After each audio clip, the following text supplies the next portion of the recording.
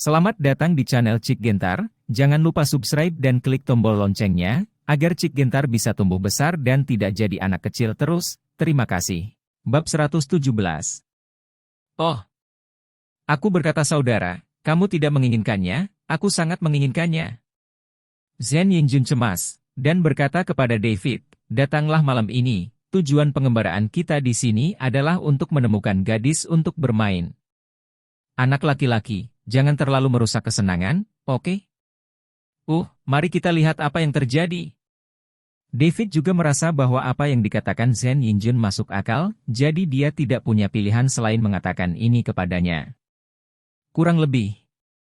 Zhen Yingjun mengangkat alisnya, merasa bersemangat lagi. Pada saat ini, penari asing yang menari dengan antusias di atas panggung mundur di tengah peluit penonton, dan lampu meredup. Apa yang terjadi? David terkejut. Hei, acaranya sudah dimulai, kata Zhen Yingjun. Pertunjukan yang bagus? David terkejut. Hei, kamu akan mengetahuinya setelah membacanya. Zhen Yingjun tersenyum. Benar saja, sesaat kemudian terdengar semburan musik ritmis. Kemudian, di atas panggung, beberapa berkas cahaya yang menyilaukan muncul, bergoyang terus-menerus, dan di tengah suara musik yang dinamis, sekelompok sosok ramping dan bergerak muncul di tengah panggung. Ternyata itu adalah sekelompok aktris penari perut. Mereka semua mengenakan kostum perak mengkilap yang ditutupi dengan sisik yang mempesona, yang menonjolkan sosok mereka yang menarik.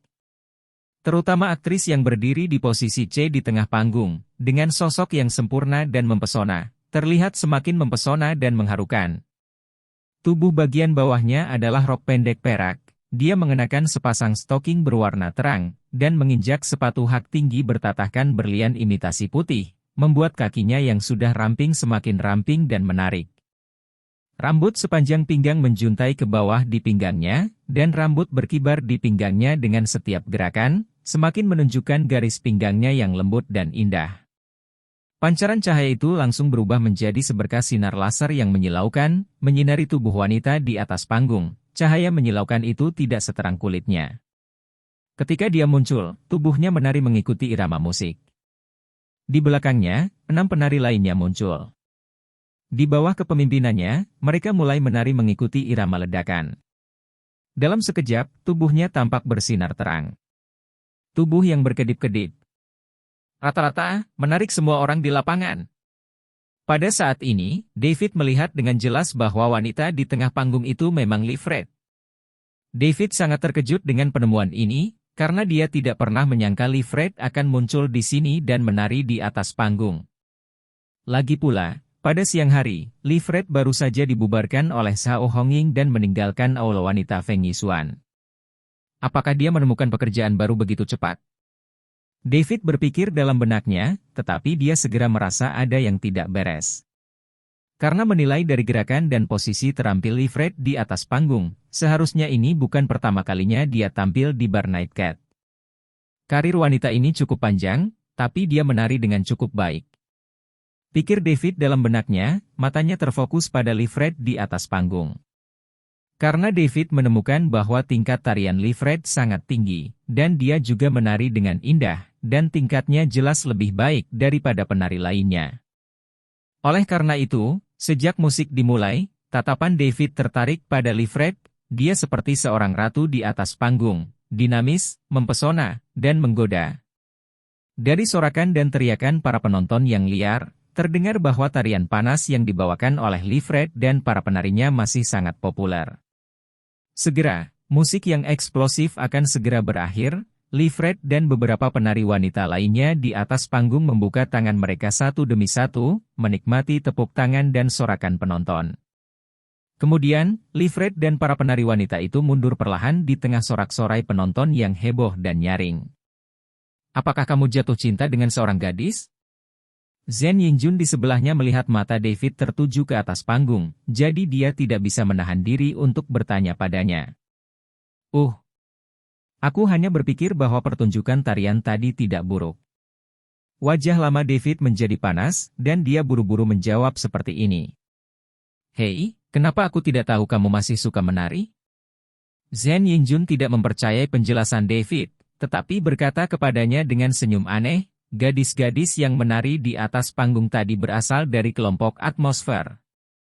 Tunggu bagi mereka untuk menyelesaikan penampilan mereka mulai sekarang. Selama yang kamu mau, kamu dapat berinteraksi dengan mereka. Sungguh. Hati David tergerak ketika mendengar ini, dan kemudian bertanya pada Zhen Yingjun, gadis-gadis menari di atas panggung baru saja sekarang semua bisa berinteraksi satu sama lain, kan? Tentu saja. Zhen Yingjun mengangguk, memandang David, cekikikan dan bertanya, "Hei, apakah kamu punya ide untuk seorang gadis?" Mari kita lanjutkan menonton pertunjukan. Wajah tua David begitu menjadi panas, dia dengan cepat mengubah topik pembicaraan. "Kamu nak, pura-pura untukku lagi. Biarkan aku melihat berapa lama kamu bisa berpura-pura." Zhen Yingjun bergumam tidak puas, tetapi tidak bertanya lagi. Karena dia juga tahu karakter David, dan jika dia benar-benar jatuh cinta dengan gadis, cepat atau lambat dia akan mengambil tindakan.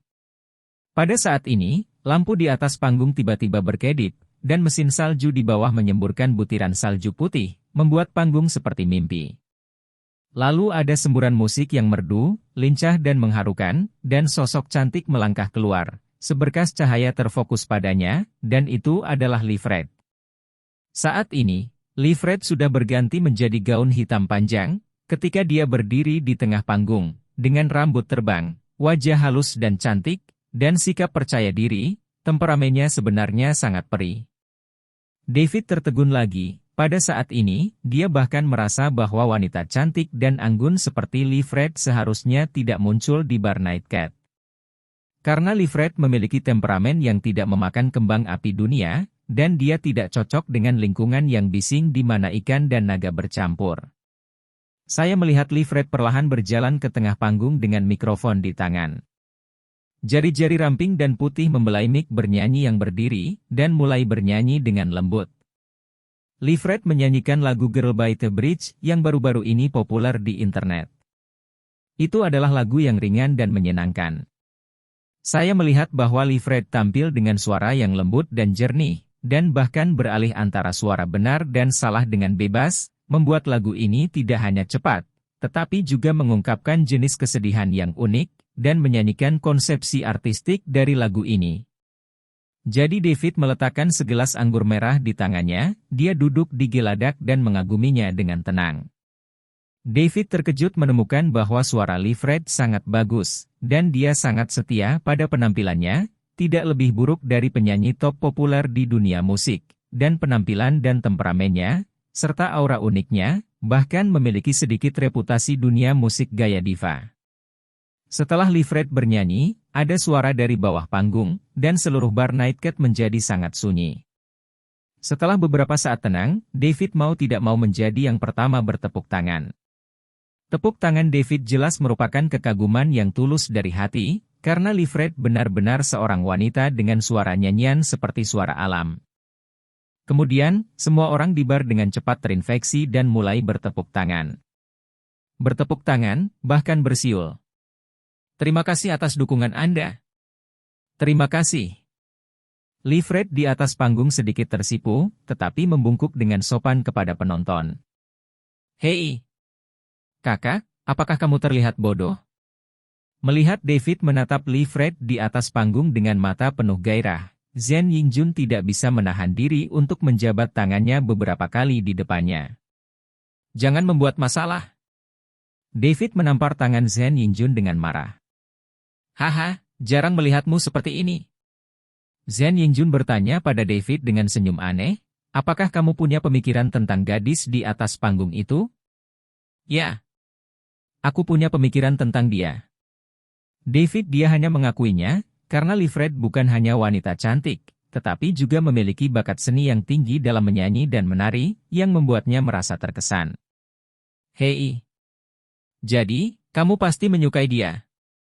Zhen Yingjun berkata, dan kemudian tertawa aneh, "Haha. Kamu akhirnya menyadarinya. Kamu telah membuat kemajuan." "Benar saja. Kamu telah membuat kemajuan. Bukankah pemikiran seperti ini?" "Itu benar." Aku baru saja jatuh cinta padanya, ada apa dengan itu? David menatap Zhen Yingjun lagi, lalu mengambil anggur merah di atas meja dan menyesapnya. Hei! Melihat betapa bergejolaknya suasana hatimu, kamu tidak perlu ragu. Aku akan meneleponnya ke sini setelah menonton penampilannya, jadi kamu bisa mengobrol baik dengannya. Saran Zhen Yingjun. Apa yang kamu bicarakan dengannya? David terkejut sesaat dan kemudian bertanya pada Zhen Yingjun seperti ini. Kamu bisa bicara tentang apapun yang kamu mau. Zhen Yingjun tertawa, jika kamu tidak mau bicara, maka belikan dia minuman. Bawakan. Dia minuman? David terkejut lagi. Benar. Pernahkah kamu mendengar pepatah bahwa jika seorang wanita tidak mabuk, seorang pria tidak memiliki kesempatan? Zhen Yingjun tertawa aneh, lalu berkata kepada David. Belikan dia minuman, bagaimana jika dia tidak minum? David bertanya pada Zhen Yingjun dengan gugup. Itu tidak ada. Gadis-gadis yang bergabung dengan grup Atmosphere semuanya adalah wanita yang mencintai uang. Selain tampil, mereka juga berinteraksi dengan pelanggan dan merangsang konsumsi mereka, jadi mereka harus bisa minum. Zhen Yingjun memperkenalkan, terus terang gadis-gadis di grup Atmosphere terutama mendapatkan uang dari minum. Tentu saja, mereka juga bisa mendapatkan uang dengan mengambil proyek lain. Artinya minum dengan mereka, jadi kamu harus mengeluarkan uang. Kata David sedikit mengerti. Itulah artinya. Zhen Yingjun mengangguk, dan kemudian terus menyemangati David, saudaraku, karena kamu telah jatuh cinta dengan gadis itu, lakukanlah dengan berani. Ingat, jika kamu ingin makan daging, maka milikmu kamu harus lebih berani, tingkatkan langkahmu, dan atur meriammu, sehingga kamu bisa benar-benar bahagia. Itu masuk akal. David menyatakan persetujuannya dengan kata-kata marah Zhen Yingjun untuk pertama kalinya. Ada alasan yang sangat penting untuk ini. David tiba-tiba merasa bahwa wanita cantik seperti Livret akan menjadi pacar bajingan seperti Aurelia Amanda. Itu seperti bunga yang tersangkut di kotoran sapi. Begitu David memikirkan hal ini, perasaannya terhadap Livret menjadi lebih rumit. Dia bahkan punya ide aneh untuk menjatuhkan Livret dan menghijaukan Aurelia Amanda. Bab 118. Saat ini, Livret di atas panggung sudah turun, siap untuk pergi ke belakang panggung. Tapi begitu Livret turun dari panggung, seorang pelayan mendatanginya dan membisikkan sesuatu di telinganya. Livret ragu sejenak, tapi dia masih mengikuti pelayan itu ke sebuah bilik.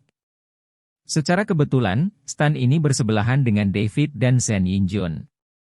Karena stan dipisahkan oleh layar berlubang, David dan Zhen Yingjun dapat dengan jelas melihat apa yang terjadi di sebelah.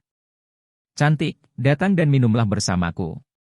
Beberapa pria sedang duduk di bilik sebelah, salah satunya adalah pria paruhbaya yang gemuk dan botak, dan berkata kepada Livret sambil tersenyum. Bos, saya benar-benar minta maaf. Saya merasa tidak enak badan malam ini, jadi saya tidak bisa minum. Livret tersenyum dan menolak. Pria botak paruhbaya itu tersenyum, mengeluarkan dompetnya, dan mengeluarkan segepok uang tebal darinya, yang tampaknya bernilai beberapa ribu dolar. Minuman harganya $1.000. Selama kamu bisa meminumnya, uang itu semua milikmu. Mata Livret berbinar ketika dia melihat ini, jelas, dia tidak tahan godaan, oke. 1.000 yuan sebotol. Aku akan meminumnya. Livret berkata demikian, dia tidak melakukannya. Teh mengambil anggur yang dituangkan di atas meja. Sebaliknya, dia mengambil sebotol anggur baru di atas meja, langsung membuka tutup botol, menyeka mulut botol tanpa menggunakan cangkir, dan menuangkannya ke mulut botol. Botol. Karena Livret yang bekerja di tempat seperti bar tahu betul bahwa sering terjadi penambahan bahan pada wine, jadi dia tidak akan meminum wine yang sudah dibuka. Segera setelah menenggak sebotol anggur, Livret menyeka mulutnya, tersenyum dan berkata kepada pria paruhbaya botak.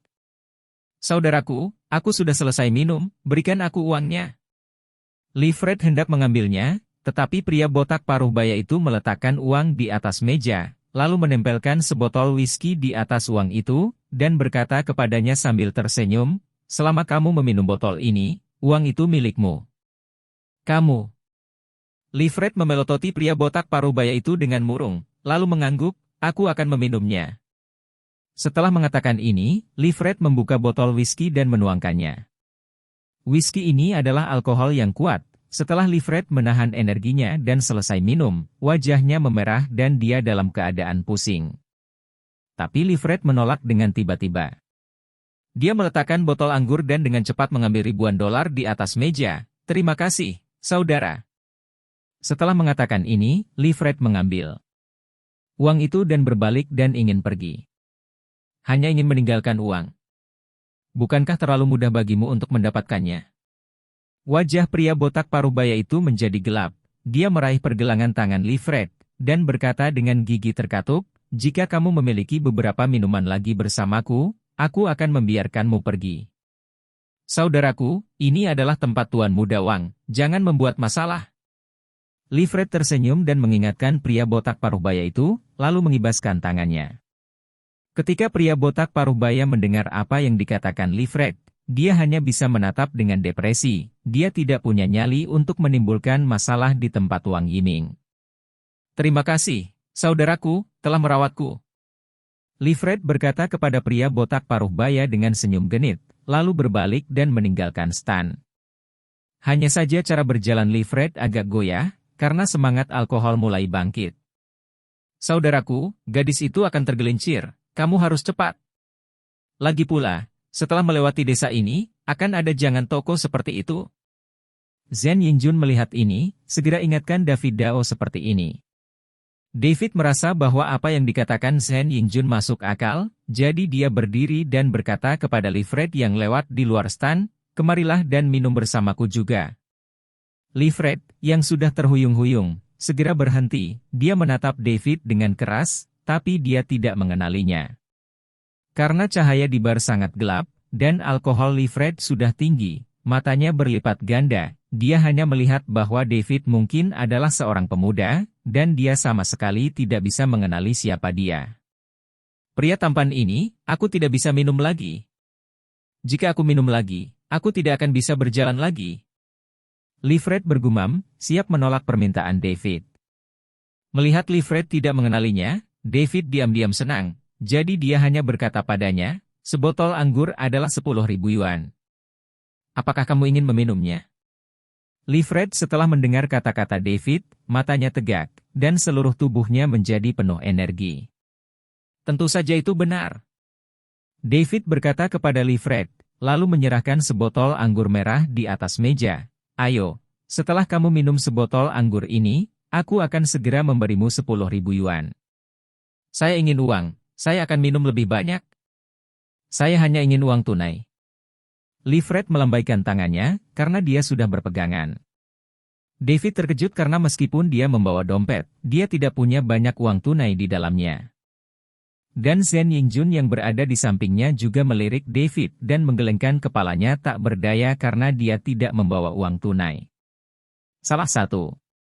Pada saat ini, seseorang tiba-tiba datang dan meletakkan setumpuk uang kertas di atas meja. David melihat dan menemukan bahwa itu adalah Wang Yiming.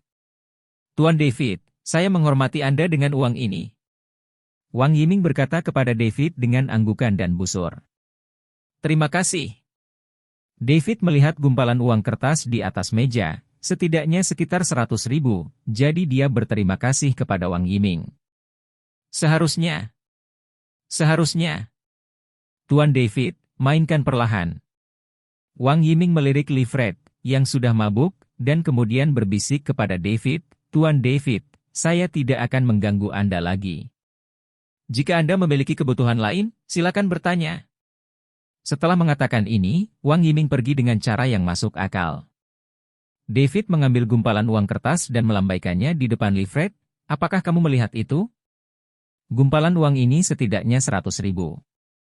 Berapa banyak yang bisa kamu minum? 100.000. Setelah simpul diikat, dia hanya duduk di sebelah David. Uang ini, aku pasti akan mendapatkannya. Jika kamu ingin mendapatkan uang ini, itu tergantung pada kemampuanmu. David berkata padanya dengan sengaja. Livret telah mengambil inisiatif untuk mengambil sebotol anggur merah, membuka tutup botol, dan berkata kepada David dengan mabuk, Aku akan meminumnya sekarang. Biarkan aku memberitahumu, ini adalah tempat Tuan Muda Wang. Jika kamu berani untuk mengingkari hutangmu, kamu pasti tidak akan bisa memakannya dan berjalan-jalan. Hehe, jangan khawatir, aku tidak akan pernah mengingkari hutangku. David mengeluarkan 10.000 yuan dari tumpukan uang kertas dan melemparkannya ke depan Li Fred. Minum. Melihat uang itu, Li Fred kehilangan alasan terakhir, meraih gumpalan uang kertas dengan satu tangan, lalu mengambil sebotol anggur merah dengan tangan lainnya dan langsung menuangkannya. Anggur merah terbaik ini secara pribadi diatur oleh Wang Yiming untuk diberikan kepada David dan Zhen Yingjun, belum pernah disiram, dan kandungan alkoholnya cukup tinggi. Oleh karena itu, sebelum Li Fred selesai minum, botol anggur terlepas dari tangannya, dan dia merosot ke sofa. Meski begitu, Li Fred masih memegang gumpalan uang kertas dengan erat di tangannya. Wow! Kakak, aku tidak bisa melihat bahwa kamu adalah binatang buas. Melihat Li Fred sudah mabuk, Zhen Yingjun tidak bisa menahan diri. Tapi berteriak pada David kekaguman semacam ini kemajuan yang luar biasa. Hehe, itu perlu. David juga merasa bahwa dia adalah binatang buas. Namun, David merasa di dalam hatinya bahwa dia tidak merasa bersalah terhadap Li Fred, seorang wanita yang mencintai uang, karena melakukan hal-hal menjijikkan seperti itu. Wang Yiming tua juga melihat pemandangan ini, dia segera datang tanpa kehilangan kesempatan, mengeluarkan kartu kamar dan menyerahkannya kepada David. Tuan David, ini adalah kartu kamar VIP dari Golden Dragon Hotel, terimalah. Golden Dragon Hotel? David terkejut. Hei, Golden Dragon Hotel hanya bersebelahan dengan Nightcat Bar, dan itu juga hotel bintang 5 kelas atas di jalan bar ini. Zhen Yingjun di sebelahnya menepuk bahu David dengan iri, dan berkata dengan sedih sambil tersenyum, dan saya pernah menginap di hotel itu sebelumnya, dan ada berbagai macam peralatan menarik di dalamnya, seperti kursi goyang, macan kumbang merah muda elektrik, tempat tidur air besar yang mewah, orang terbang di langit. Singkatnya, Anda bisa menikmatinya untuk isi hatimu. Sangat luar biasa. David He dengan cepat mengambil kartu kamar dan berkata terima kasih kepada Wang Yiming. Hei, Tuan David, selama kamu bahagia. Wang Yiming mengangguk dan membungkuk, tersenyum bahagia. David memeluk dan menyeret Li Fred, yang sudah mabuk, dan berkata kepada Wang Yiming, Tuan Muda Wang, tolong jaga baik-baik temanku. Setelah mengatakan ini, David meletakkan Li Fred yang tidak sadarkan diri, dan meninggalkan kucing malam bar dengannya. Malam itu, Li Fred memiliki mimpi yang sangat panjang. Dia bermimpi bahwa dia kembali ketika dia masih kecil, bermain dengan mobil bemper di taman hiburan, dan kemudian seseorang mengejarnya dan menabraknya. Li Fred sangat marah, dan terus berusaha menghindari orang itu, tetapi orang itu menempel padanya, menabraknya sepanjang jalan. Tidak punya pilihan lain, Li Fred keluar begitu saja dari mobil dan mulai berkelahi dengan pihak lain. Setelah banyak kerja keras, Li Fred akhirnya menahan pihak lain, dan kemudian mengerahkan kekuatan dengan kakinya, membuat pihak lain mohon belas kasihan. Namun, Li Fred merasa pertarungan ini sangat sulit, dan memang tidak mudah. Kemudian, pihak lain bahkan berinisiatif mengundang Li Fred untuk bernyanyi bersama. Jadi Li Fred dengan mudah menerimanya, karena bernyanyi adalah kekuatannya, dan dia menyanyikan lagu yang sangat disukainya. Saya telah melintasi gunung dan lautan, dan saya juga telah melintasi gunung dan lautan manusia. Malam itu Li Fred merasa bahwa mimpi yang dia alami ini penuh dengan suasana romantis. Sampai keesokan paginya, Li Fred membuka matanya dengan bingung. Kemudian, Li Fred mendapati dirinya terbaring di tempat tidur merah muda yang besar. Ah! Ini, tempat apa ini? Setelah absen sebentar, Li Fred duduk dengan panik, melihat sekeliling dengan gugup. Segera, Li Fred dapat mengetahui dari perabotan di sini bahwa ini adalah kamar hotel, dan dapat dilihat bahwa itu cukup mewah. Kenapa aku di sini? Di mana pakaianku? Li Fred menyadari bahwa dia hanya ditutupi selimut, dan bagian dalamnya kosong. Ya Tuhan! Aku sudah selesai.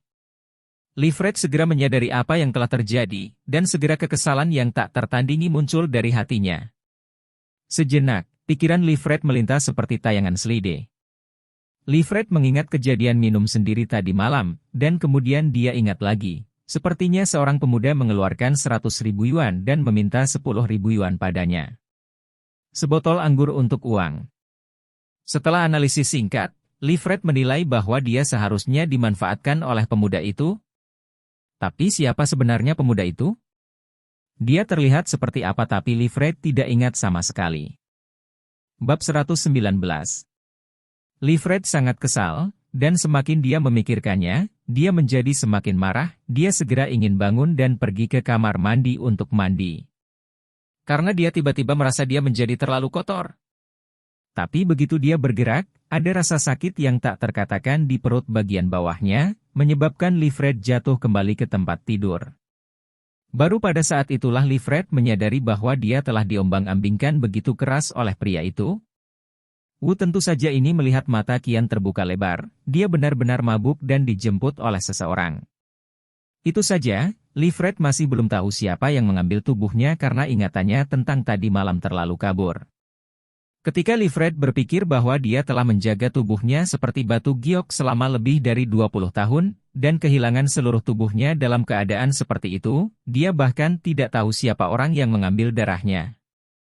Dia hanya tahu bahwa pihak lain mungkin adalah seorang pemuda, tetapi dia tidak tahu apa-apa tentang latar belakang pihak lain. Memikirkan hal ini, Livret menangis semakin sedih.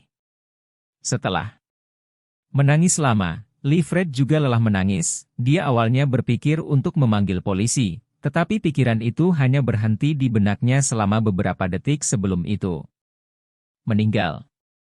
Karena Livret bukan orang lokal, hal semacam ini tidak akan terlalu menarik perhatian, dan sudah terjadi, memanggil polisi hanya akan membuatnya kehilangan istri dan kehilangan pasukannya. Daripada ini, lebih baik menelan amarahnya dan berpura-pura tidak terjadi apa-apa. Untungnya, meskipun pihak lain pergi, dia tidak mengambil tas kecil dan ponsel Livret. Livret buru-buru membuka tas kun kecilnya dan melihat-lihat. Ada uang tunai 10.000 di dalamnya, yang seharusnya merupakan uang yang diperoleh saat minum tadi malam. Sekarang masalahnya telah sampai pada titik ini, Livret hanya bisa menghadapi kenyataan, jadi dia menyeka air matanya, dengan enggan bangun, pergi ke kamar mandi untuk mandi, dan ingin meninggalkan hotel. Berjalan ke lobi di lantai pertama Golden Hotel, Livret tiba-tiba dihentikan oleh resepsionis. "Nona, Anda belum membayar biaya kamar Anda." Wanita meja depan itu mengingatkan Livret sambil tersenyum. "Ah, aku membuka kamar itu." Mata Livret membelalak. "Itu benar, kamarnya dibuka dengan kartu identitasmu." Wanita meja depan mengatakan ini kepada Livret, melihat bahwa dia tidak percaya, dia memintanya untuk memeriksanya di komputer yang terdaftar di meja depan. Melihat kamar yang dibuka dengan kartu identitasnya sendiri memang terdaftar, Livret sedang dalam suasana hati yang buruk. Siapa ini? Dia menghancurkan dirinya sendiri dan bahkan tidak membayar sewa. Dan itu adalah kamar atau suite tingkat atas, yang harganya 10.000 yuan semalam. Livret sangat marah hingga dia hampir pingsan, tetapi dia tahu tidak ada gunanya marah. Jadi dia hanya bisa dengan patuh membuka tasnya dan membayar biaya kamar 10.000 yuan. "Aku benar-benar sial selama 8 kehidupan."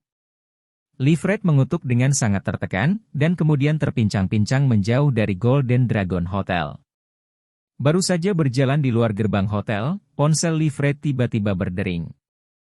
Dia melihat ke bawah ke nomor di layar, dan itu adalah panggilan Aurelia Amanda. Livret yang kesal menutup telepon tanpa memikirkannya. Tapi begitu Livret menutup telepon berdering lagi, dan itu masih panggilan Aurelia Amanda. Jadi Livret tidak punya pilihan selain menahan amarahnya, dan menekan tombol jawab, "Katakan padaku apa yang kamu butuhkan." Suara gugup Aurelia Amanda datang dari ujung telepon, "Fred, ada apa denganmu?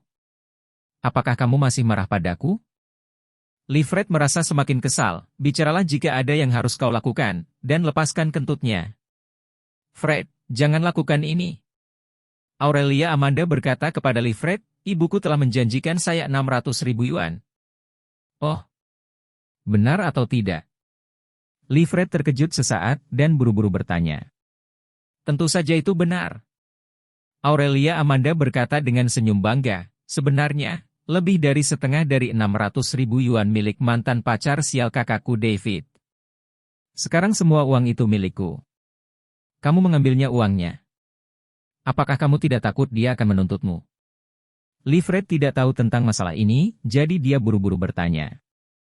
Hei, jika dia ingin menuntut, biarkan dia menuntut. Lagi pula, ipar laki-laki baruku adalah si Xiao.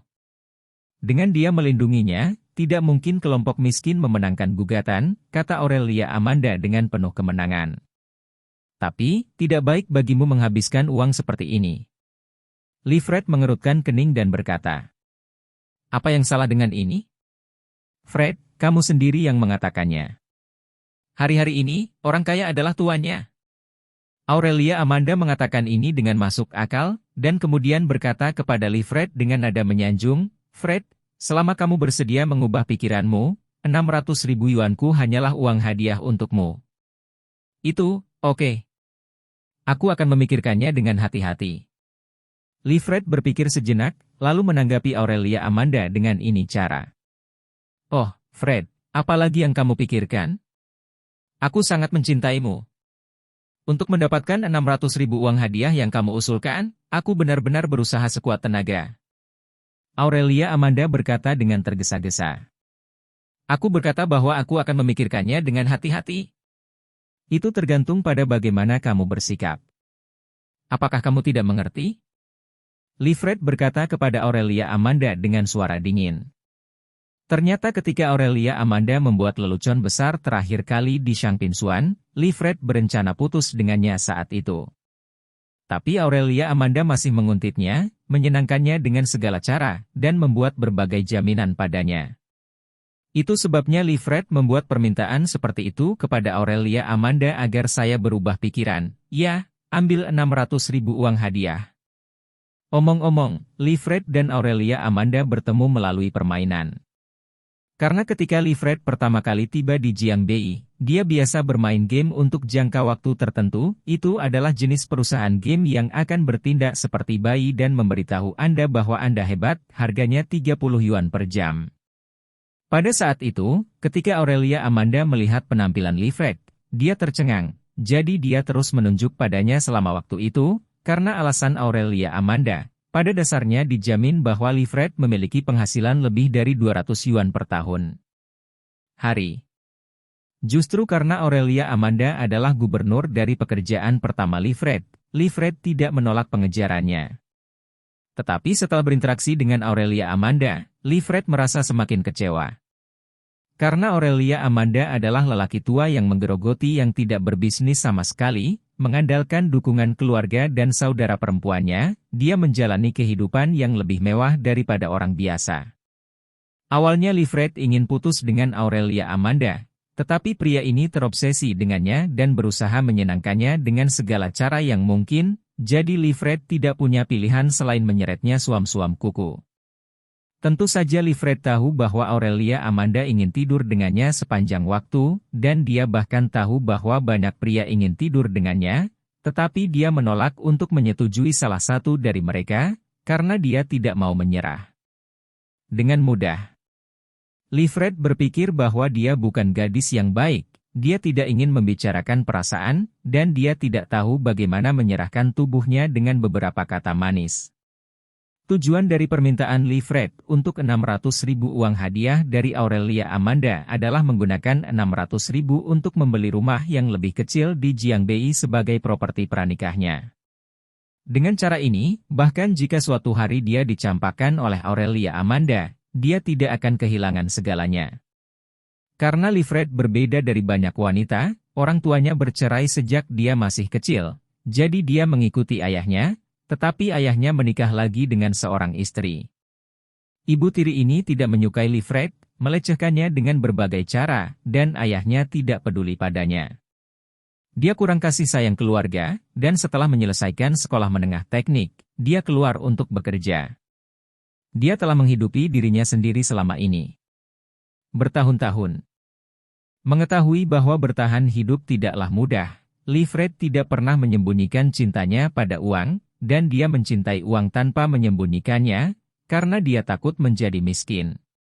Ketika dia datang ke Jiangbei untuk bekerja keras, dia tidak memiliki ekspektasi yang berlebihan, tetapi hanya berharap bahwa dia akan memiliki rumah sebagai properti pranikahnya, sehingga meskipun pernikahannya tidak berjalan dengan baik, dia akan memiliki rumah yang stabil. Jadi mengetahui bahwa Aurelia Amanda adalah pemborosan, selama dia dapat memenuhi kebutuhan dasarnya, dia masih bersedia menikah dan menjadi istri dan ibu yang baik dengan ketenangan pikiran. Dan sekarang Livret telah kehilangan integritasnya, dia merasa bahwa dia tidak memiliki banyak modal untuk ditawar, jadi dia melunakkan sikapnya terhadap Aurelia Amanda. Oh, aku mengerti, Fred, aku pasti akan tampil dengan baik. Aurelia Amanda menjadi bersemangat lagi, dan nada suara Livret jelas memberinya kesempatan. Jangan hanya membicarakan hal-hal yang tidak berguna ini, kamu bahkan tidak memiliki pekerjaan formal. Bagaimana kamu bisa mendukungku? Livret menghela nafas, lalu berkata kepada Aurelia Amanda. Oh, Fred, jangan khawatir, ipar baruku pasti akan mengatur pekerjaan untukku. Aurelia Amanda segera menjawab dengan sumpah seperti itu. Aku pasti tidak akan mengecewakanmu. Benarkah? Kalau begitu kamu harus bekerja keras. Kata Livret kepada Aurelia Amanda. Harus. Aurelia Amanda terkekeh, dan kemudian dia benar-benar mengubah topik ke permainan. Fred, tahukah kamu? Aku makan ayam tadi malam dan mendapat darah pertama untuk setiap jenis, apakah aku hebat? Livret sangat marah ketika dia mendengar ini, saya hampir melompat, Aurelia Amanda adalah seorang idiot. Pacar Anda telah diperkosa, apakah Anda tidak tahu itu? Jadi Livret berkata dengan suara dingin, aku tidak ingin mendengarmu berbicara tentang hal-hal yang tidak berguna ini. Aku sangat lelah hari ini, aku akan kembali beristirahat, itu saja. Setelah mengatakan ini, Livret menutup panggilan Aurelia Amanda secara langsung. Setelah menutup telepon, Livret memanggil taksi dan menuju ke apartemen pemuda Donghu. Apartemen pemuda Donghu, lokasi tempat ini tidak buruk, dan harga sewanya tidak terlalu tinggi. Merupakan salah satu tempat tinggal yang paling diminati oleh para pekerja migran dan pekerja kerah putih. Karena memiliki dua pekerjaan, Livret menyewa apartemen loteng di sini. Apartemen loteng ini adalah apartemen kecil dengan rak yang ditinggikan, luas 50 meter persegi, dan ketinggian lantai sekitar 5 meter. Karena apartemen loteng ini memiliki ruang yang tinggi dan terbuka, struktur dupleks dengan lantai atas dan bawah, tangga dan balok yang menyerupai efek panggung teater, dan tidak ada penghalang di apartemen. Oleh karena itu, Livret dapat membebaskan setengah dari ruang untuk berlatih menari. Justru karena apartemen loteng ini sangat cocok untuknya, Livret hidup dengan sangat nyaman, dan mimpinya adalah menghabiskan 600.000 yuan untuk membeli apartemen loteng seperti itu. Ketika Livret kembali ke apartemen pemuda Donghu dan naik lift ke atas, dia tiba-tiba melihat kopernya tertinggal di pintu, dan dua staf properti sedang memindahkan barang-barangnya keluar rumah.